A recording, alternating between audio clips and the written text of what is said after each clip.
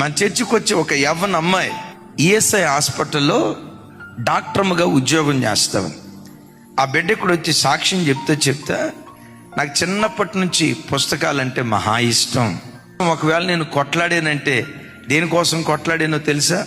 మంచి స్కూల్లో జాయిన్ చేయించమని, మంచి కాలేజీలో జాయిన్ చేయించమని దాని కొరకు నేను కొట్లాడా.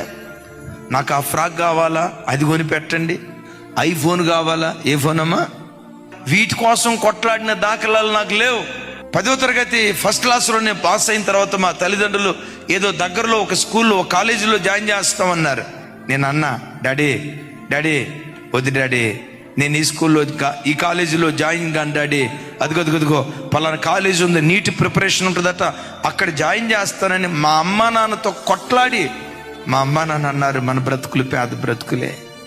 ఆయన కారు డ్రైవర్, నెలంతా కష్టపడినా 20,000 రావటం కష్టం. అయినా కూతురు ఆశ మేరకు మంచి కాలేజీలో జాయిన్ చేయించాడు.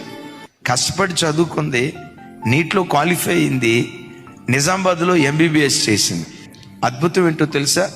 తనకొచ్చే ఆ స్టైఫండ్లో వాళ్ళ నాన్నకి కారు గిఫ్ట్గా కొనిచ్చింది. తండ్రి డ్రైవర్, ఆ డ్రైవర్ కడుపున పుట్టిన కూతురు డాక్టర్ అయింది. చెనకాల నుంచి ఒక కుటుంబం వచ్చారు. వాళ్ళ పాపకున్న అనారోగ్యాన్ని బట్టి బిడ్డల మందిరానికి వచ్చారు. నాకు తెలిసి నేను చూసినంత వరకు మన చర్చిలోనే పేద కుటుంబం అని చెప్పుకోవాలి చూస్తే ఆ కుటుంబం పేరే నేను చెప్తా. ఎంత పేద కుటుంబం అంటే రెక్కాడినా డొక్కాడని కడు పేద పరిస్థితి. వాళ్ళకు ఒక బాబు చిన్న కుర్రోడ్లాగా ఉంటాడు. నువ్వు నిలబడిచాను ఇంటర్మీడియట్ పూర్తయిన తర్వాత నా దగ్గరకు వచ్చి, అయ్యగారు నేను CA చదువుదాం అనుకుంటున్నా, నా కొరకు ప్రార్థన చేయండి అయ్యగారు. ప్రార్థన చేసి పంపించా. విచిత్రం, ఇంతకంటే ఇంకా చిన్నగా ఉంటాడు, సన్నగా ఉంటాడు. CA పూర్తయింది. ఒకరోజు వచ్చి అన్నాడు, అయ్యగారు నాకు మెడ్రాసులో ఉద్యోగం వచ్చింది అయ్యగారు, నేను మెడ్రాస్ వెళ్తున్నాను, ప్రార్థన చేయండి అయ్యగారు. ఈలోపు వాళ్ళ అమ్మ వచ్చి చెప్తుంది, అయ్యా నెలంతా కష్టపడినా 3,000 సంపాదించడం కూడా నాకు గగనమయ్యేది.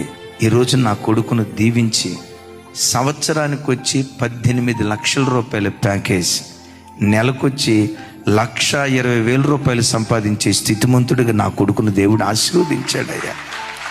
ఆ తల్లి ఏడుస్తా ఏముందో తెలుసా? నెలకొచ్చి 1,500 రూపాయలు అద్దె కట్టుకోవటానికి కూడా గతి లేని బ్రతుకులు మా బ్రతుకులు. ఆ కొడుకు పనిలో పట్టుదల కలిగిన వాడు కదా, పతనమైపోయిన కుటుంబాన్ని పతనావస్థ నుంచి పతాక స్థాయికి లేవనెత్తింది.